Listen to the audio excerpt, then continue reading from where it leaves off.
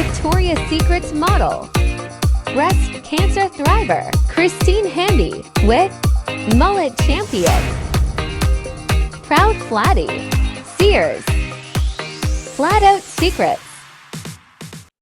So today we've got a friend of mine that I met on TikTok, actually, and the first time ever meeting face to face kind of is Ashley, who just had her explants. Ashley, this is Christine. Hi, thank you both for having me here today. Thank you. I mean, especially straight. I mean, you got your pillow there, your mastectomy pillow even still. So it's really like a week, right?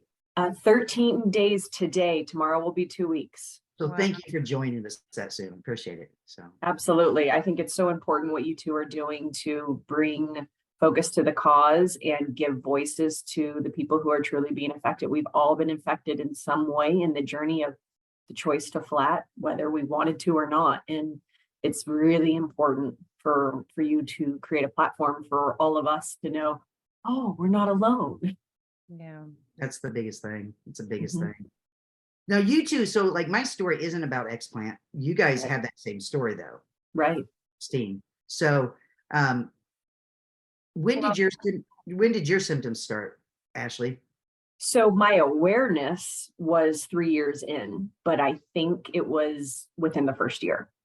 There was so much that I could say, oh, it's allergies or hormonal changes or environmental or stress. And, you know, the truth is last year in 2022, they thought I was having a heart attack multiple times. Wow. And I asked every doctor I went to, could it be the implants? And everyone unequivocally said, no, they're not ruptured, not at all. And so it really wasn't on my radar until January of 2023 that, oh my gosh, this is it. And it was from the thanks of a friend who had implants from augmentation. So not even related to our breast cancer journey. She was just saying, I'm sick, I'm not feeling well. So I got them out and now I'm great. And I don't have to take Zyrtec every day. And I went, wait, what? And I remembered my doctor telling me, just take Zyrtec every day. You don't have allergies, but you know what? What's the harm? There's so much weighted in all of that. But Wow. It's an evolving story right now. I think unpacking when it started to really like, what was it? Was there a precipice? Yeah. Well, it's amazing that you advocated for yourself because so many people don't. It's also amazing for people like you and I who did choose to have implants and had a mess with it. I developed a MRSA infection and almost died from the implants. Oh my gosh. So it was not an option for me. I was in an emergency surgery getting those excavated in 2020. So it was just an emergency situation. Right. And so to, you know, for us both to just say, you know what, we tried it, we did it, and it didn't work out for us is a different perspective than people saying, okay, well, I just chose to do an aesthetic flat closure. Nobody's right or wrong. They're different. Absolutely. And that's why we have to talk about all the differences.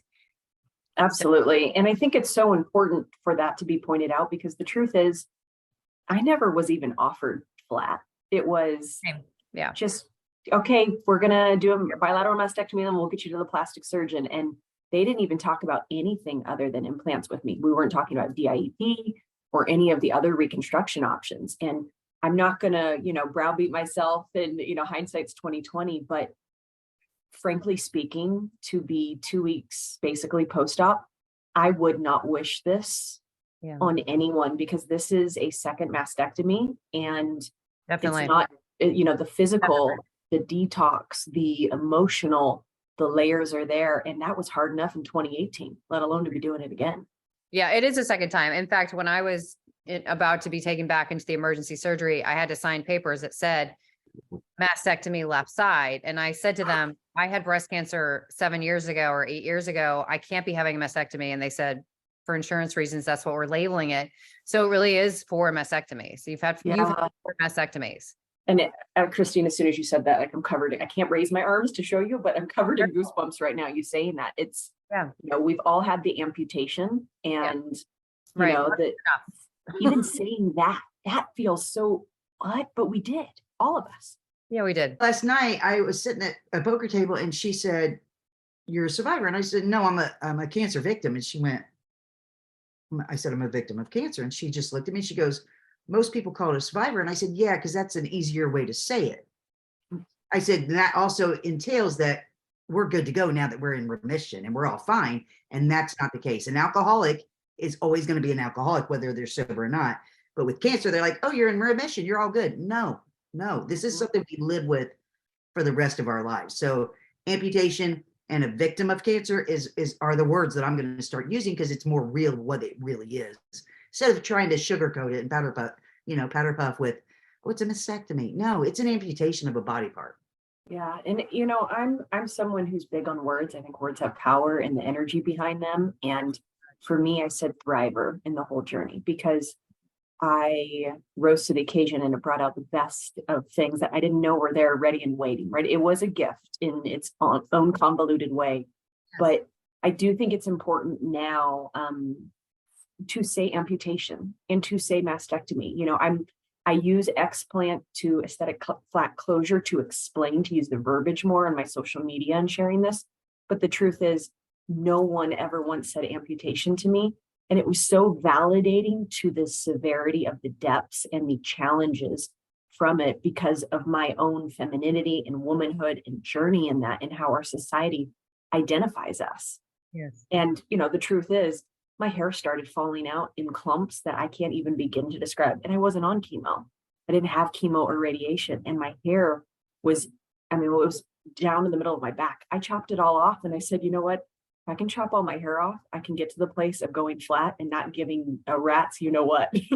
Because at the end of the day, it's my well-being that matters, and none of these outside things. But it's important to understand the journey of how we all got to this place, because it wasn't like we all said, hey, this is like fun. Why don't we do that for the next couple of years? Hands up. Who wants to be part of this gang, Whew. I don't think anybody would choose it, but once we've found it, I wouldn't give it back. This community and the whole journey, because it's what made me who I am. I've said it before, it's the best thing that ever happened to me. Yeah. Which is just the weirdest, oddest thing to say, but right. I felt that with breast cancer. Right now, I can't, if I'm being candid, I can't honestly say that. I'm navigating, I being very intentional with energy and where I put it. I don't want to live in the anger world, but it's very hard to not be angry at plastic surgery and the industry itself and the implants, manufacturers themselves, because in the FDA, the data is there. And I do believe in a woman's choice to do what's best for her, but having appropriate information and education to what can happen and what the real stats are. There needs to be a lot of work. Allergen were the implants, the brand that I had. And there is a lot of information coming out about, new FDA warnings that should have been there before. Yes. For instance, the implants that I had were recalled by the FDA overseas in 2011. If the FDA here had recalled them in 2011 instead of 2019, I never would have had a problem with them. Who's responsible, right? Right. I try not to get too caught up in playing pointing fingers, because it's not going to get me really anywhere. All I can do is ignite some hope for other people and explain my story so that maybe somebody would choose differently. But there needs to be a lot of, first of all, let's be quite honest, the plastic surgeons get paid to promote certain products. I get paid on social media to promote products. I do. Right. I won't promote a product that I don't believe in. It just goes against my character. But if you're like given tons of money and say, oh yeah, here, use this brand, or, talk a lot about this brand, then most of the time the plastic surgeons will.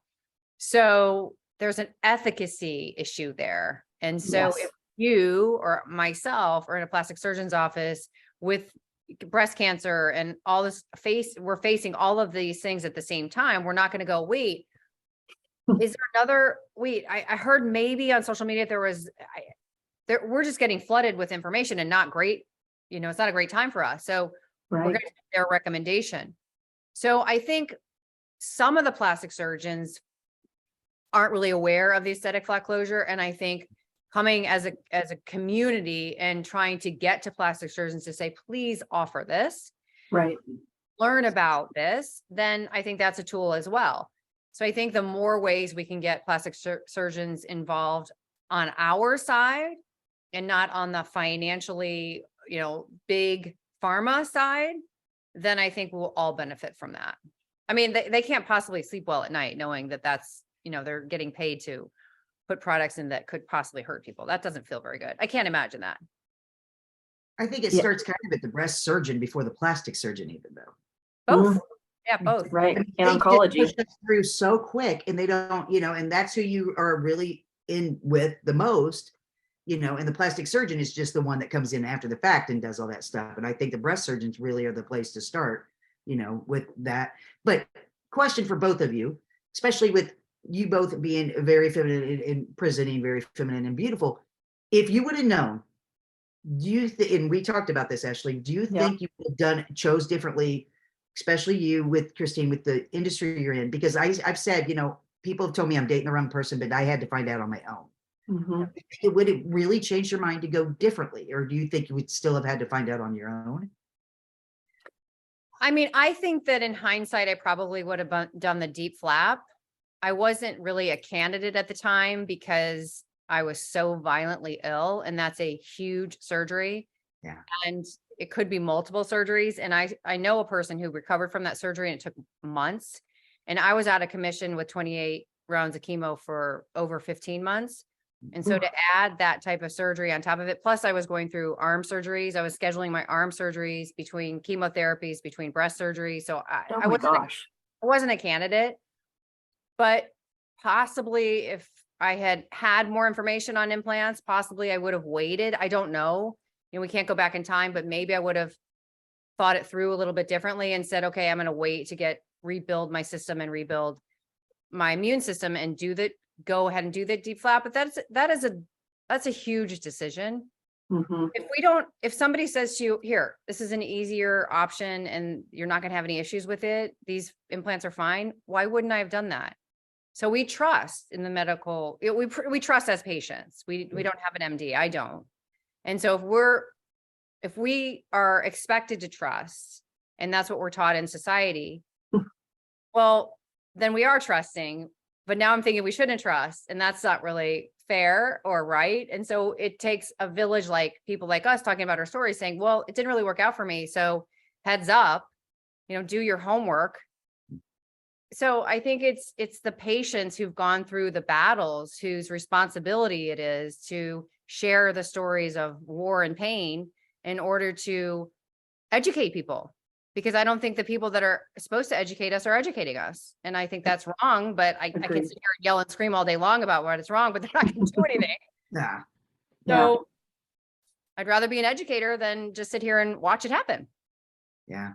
Yeah. When I think about it, Lisa and I've texted on this very question a lot. And I remember at one point in February of this year, 2023, saying, I don't know that I would have done differently because of who I was then, fundamentally different. And it was such a fast process there. You want a sense of urgency, Yes. but in the same breath, it is actually okay to go, hang on, let's slow down just a little so you have time to process. And the truth is, now, knowing what I know, I think representation is key. And if I had seen the representation that I have seen over the last 2 months, I have a knot in my throat. I wouldn't have gone this route, because I'll never forget the day after my mastectomy. I was walking around Nashville and I had little expanders with 10 cc's on each side. And I remember saying to my now ex-husband, look at this.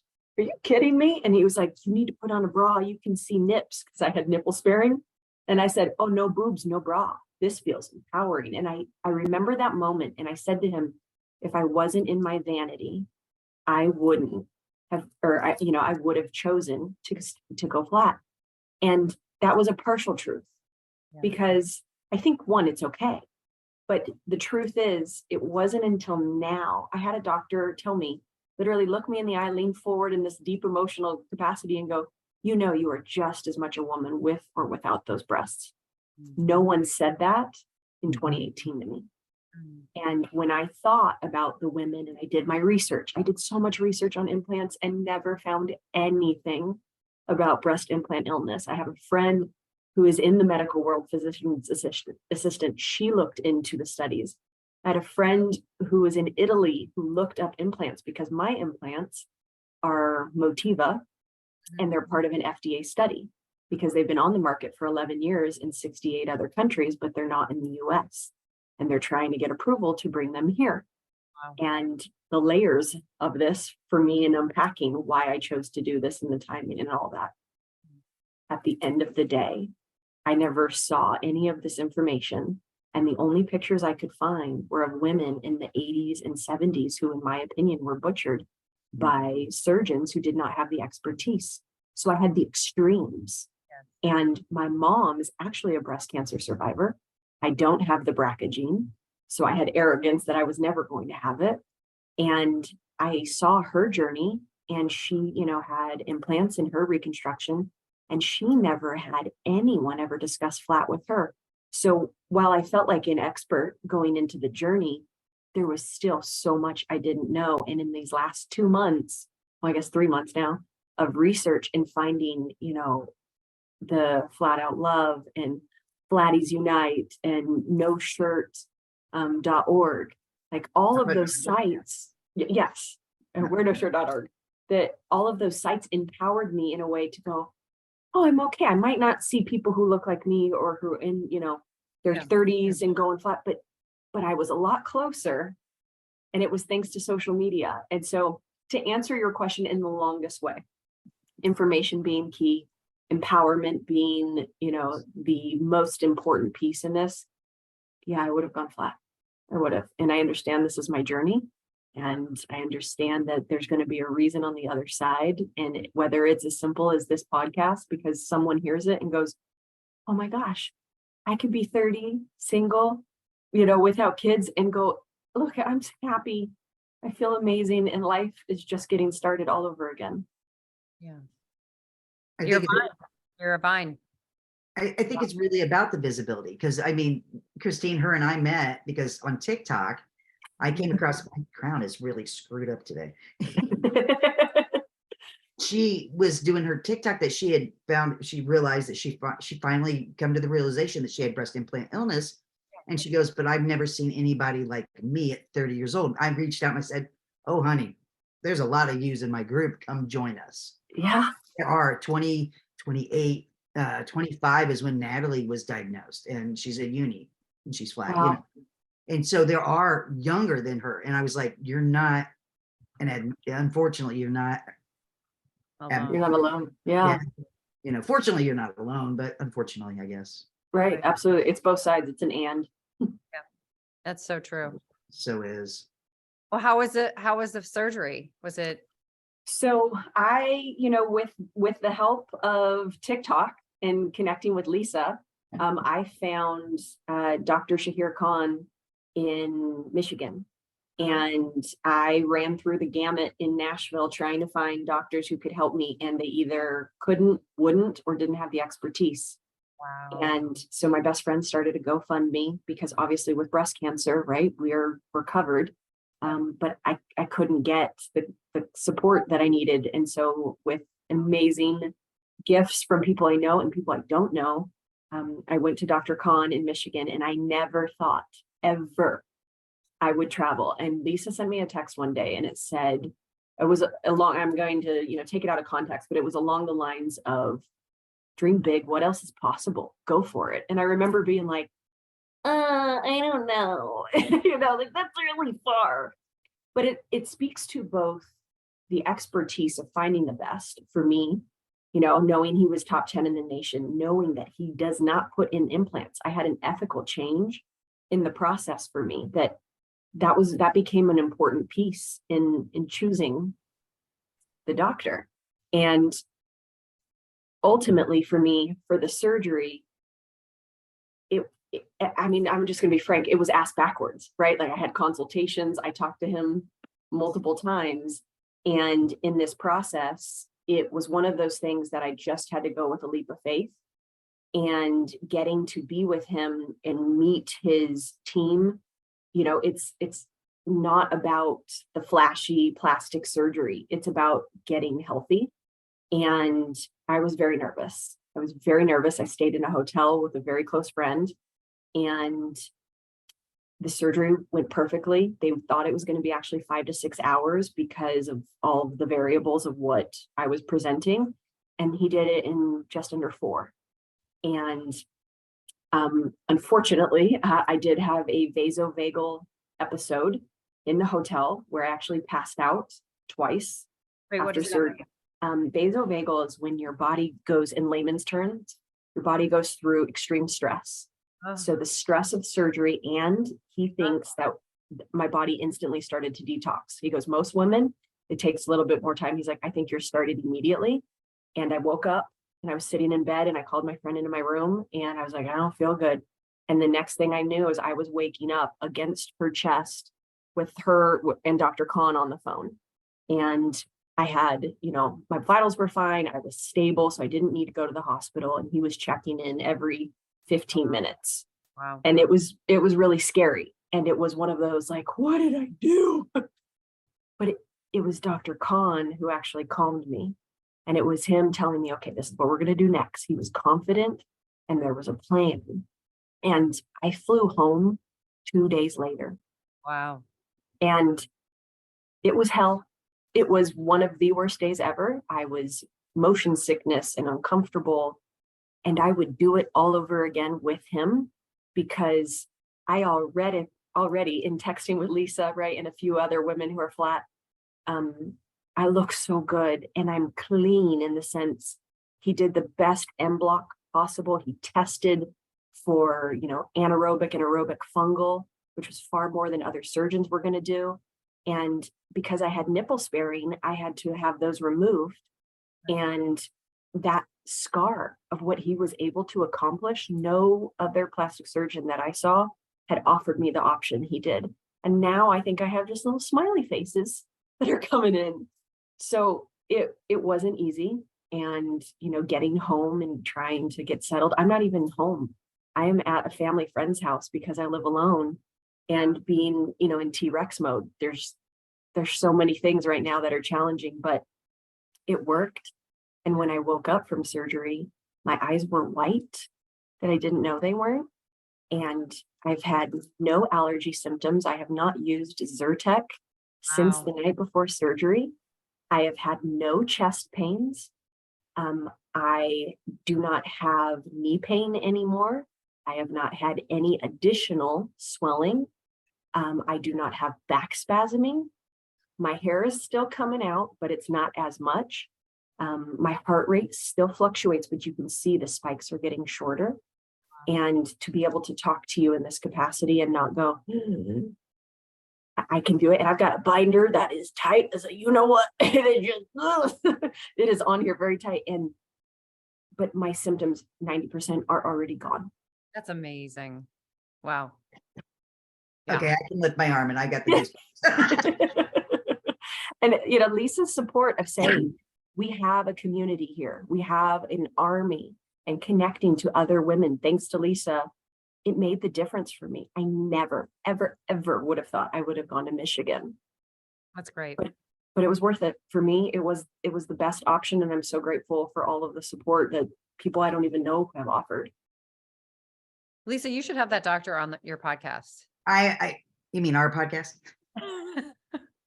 I actually have him on my list of people to call. There are 2 of them. There's one in Chicago that Kim went through to also, but that's all they do is explants. Mm-hmm. No, they need to be, you need to shout them out more. I mean, they need to be on this.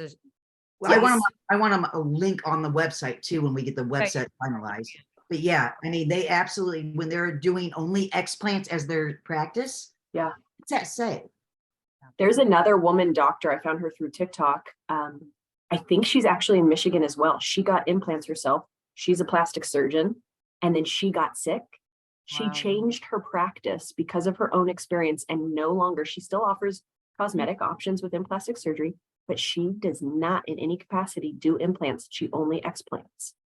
And you would never, right? None of us would ever wish this experience on anyone, but it is so beautiful for people to go, okay, This is an ethical thing. And when I said to Dr. Khan, like moments before we were walking into surgery, I remember crying and telling him, this is where my breast cancer journey ends. And I'm so glad it's with you. And I'm so glad it's this way. And he looked at me and he said, do no harm. That was my oath. And it's that simple. And You're gonna make me cry. right? Like I started crying more and my mouth dropped to the floor as it is now, because it actually is that simple. It is. It is a choice. And when you know better, you do better. And some plastic surgeons are now starting to speak up. Yes. And those are the ones I want to support. Those are the ones that I want us, to be able to lift up and go, see, it's okay. Yeah, there's a plastic surgeon. I think he's out of Philadelphia. They just had the plastic surgery conference in Miami a few weeks ago. Yep. And he wrote an article because they said, Yes. did you read that article? They said, why did Yes. you go to Miami? And he said, I have a real ethical issue with what's going on in the plastic world and with all the money that's being traded between physicians and these brands. Mhm. And that article was published, and I reached out to him because he's making a huge statement. He's going to Yes. change lives because of his Yes. honesty. And he's going against the grain, I mean, it's hard to do that in our society where people will alienate you. Those Mhm. brands will talk badly about you, Mhm. disparage them because Yep. they're afraid. That's all fear. Because Yes. they're going to lose their power. They're going to lose their presence, and people are going to find out about what's actually going on with these If they have black anything to boxes. say about it, they will. Well, Right. eventually they're going to have to, but it takes patience. It takes people Mhm. like you. It takes people like us, and it takes doctors. Even unfortunately, more powerful when doctors come out and say it. Yeah. So there shouldn't be a ranking order. There just is in our society, and we can't change that yet. But those doctors will really, they go out of their space of protecting each other Mhm. out against, the ones that are unethical. And it takes a lot of guts. So we have Yeah. we'll link that article, and I can't remember. I'll find it. Yeah, that'd be good. It's for people to see, because it is important that people know. I mean, if you're going to, I always say, I smoked for 23 years, but I knew on that box, it had that label that said it could kill me. It was your choice. Right. But so if somebody chooses the implants, but they know all the information, Right. That's go And- for it. And can we go a step further too, to state that same black box label is on the box of implants, but no one will ever see as a patient the box that the implants are in, because they're taken out of the box in the OR, in the operating room. So it does a disservice to the patient to say, well, we've provided the information, but unless you see that, you could easily not be aware of it. And unfortunately, many places do not provide consent, the appropriate consent, Oh, yeah. informed consent, excuse me, Yes. as to what it really is. So it's doing the bare minimum, and the bare Absolutely. minimum doesn't set everyone up for success. Yeah. Well, and that's kind of my joke. I'm like, well, I carried that box around. If you get in, you should have to carry your box around, roll it up in your sleeve like I did my cigarettes or something, but I mean, but to really actually see it and carry it around and be like, every day, oh, this could kill you. I mean, that's a real thing with cigarettes. Right. Same thing with these implants though, but you don't see it, and they don't promote it, and they hide it too much. Well, and frankly speaking, I legally can't share the details at this point, but I had a meeting with the manufacturers of my implants because I'm part of a study, and I got to meet with the directors and the nurse and clinical people and really ask some hard questions. And one of the things they said to me is, it's really hard to prove in a causation capacity that this is from the implants. I myself have all the same symptoms you do, Ashley. And I said, well, first, say that to you. yes, they did. To which I said, first off, I'm sorry that you have all those symptoms, but second of all, how dare you state that there's no way to prove a causation? Because unfortunately, it comes from an extreme, and it is simple as explanting. And in my case, God willing, that I don't have anything that is exactly those women who have chosen augmentation, who have 10, 15, 20 years and a myriad of health issues and all these things going on that they can't reverse. I am the ideal candidate to scream from the mountains, because you can't blame it on chemo. You can't blame it on radiation. Yeah. And because I was so sick, politics aside, because I was so sick, I never got vaccine because Right. my doctors didn't think I was well enough to be able to Right. handle it. Right. So you take all of the excuses of, oh, it's that, it's that, it's that, it's COVID. I'm doing better. And I God. said to them, I was like, as women, I hope you never experience this. Yeah. And that you have to understand that while you may be looking at data in extreme circumstances, you're looking at information about women's lives and individual lives. And there has to be compassion for that, and not labeling us. As a plastic surgeon here in Nashville told me, you don't want to be a part of that crazy group of BII women screaming online. That's gaslighting. Yes. Society gaslights us, period. I've really realized that. You know, That's medical gaslighting right there. society in general gaslights us with you're losing your hair, we can fix you. You Take a pill. You know, or you're too heavy, we can fix you, or you know, you got a small butt, we'll give you a butt lift. It's just like, why can't we just be us? Getting old, we'll fix those wrinkles. Why can't we just be the way we are? And you know, I mean, I'm getting wrinkles, and you know what? I'm gonna be 49. I don't care. I like them. Yeah. They're lessons. Right. No, And it's that journey to self-love, right? I believe right now I am in a journey of a death of a false identity. And in that, it is trying to heal from the inside, right? To fall in love with me and my soul and every fiber of my being, and not with the shell that presents as Ashley Johnson with, I guess it's pink hair today, and we'll see what happens in the future. But I think for all of us on this journey it's so personal and it's so individual, right? Each of us have had our own physical trials, our own emotional trials, and saying it's valid and it's not an easy fix. And it's so uncomfortable to sit in this. It's so hard to look at it and deal with it and heal from it. But if you choose to do it, there is life on the other side and you can enjoy it. I cannot fathom what I will feel like when I'm at y'all's mile markers. Like I have no concept. And I hope that next time I see you all, I'm sitting here topless. Well, wait till Nashville. When you're in Nashville with us, that's Yes. change your life. When you get your first flat hug, and I better be the first one. Yeah. By the way, I better be your first flat hugs. And you know what? I've never met someone flat in real life. I've never seen it in person. I've had FaceTimes, right, and pictures sent, but I don't know anyone. I'm the first in my family. My mom is a few months behind, probably choosing this journey too. And so thank you both. Thank Christine, for you to choose to use your platform and in your life. It is not lost on me that it is not easy for you in this journey, and it is monumental from a representation capacity. Thank you. I'm trying. Yeah, I thank you. Absolutely. Well, I'll finish with this. Beauty cannot be rinsed off. Beauty is from the inside. Ooh, I'm gonna take my T-Rex arms and show you. Can you That's see the good. goosebumps? That's just flat out true. Beauty cannot be rinsed off. Beauty comes from within. Yeah. And when you really realize your worth in your life, and your measure is not society at all, it's not what people think of you, then you're comfortable in your own skin. And that's what we're trying to show. Right. And make sure that we're not a secret anymore. We're just flat out secrets. They hide us. And Right. I'm going to ask for my birthday if that everybody in the group would present as flat, even the ones that like their prosthetics, just for the week for me, for my birthday, because we're going to be seen more. Yeah. That's what I would love more than anything for my birthday, is just to be able to, all of us step out and be like, here we are. When is your birthday? The 13th. This is the day before Mother's Day. So, I mean, that would be huge for Mother's Day for Wow. people to present flat. That would be so. I know some of them won't, and they're not comfortable, and that's fine. And I don't shame them for that.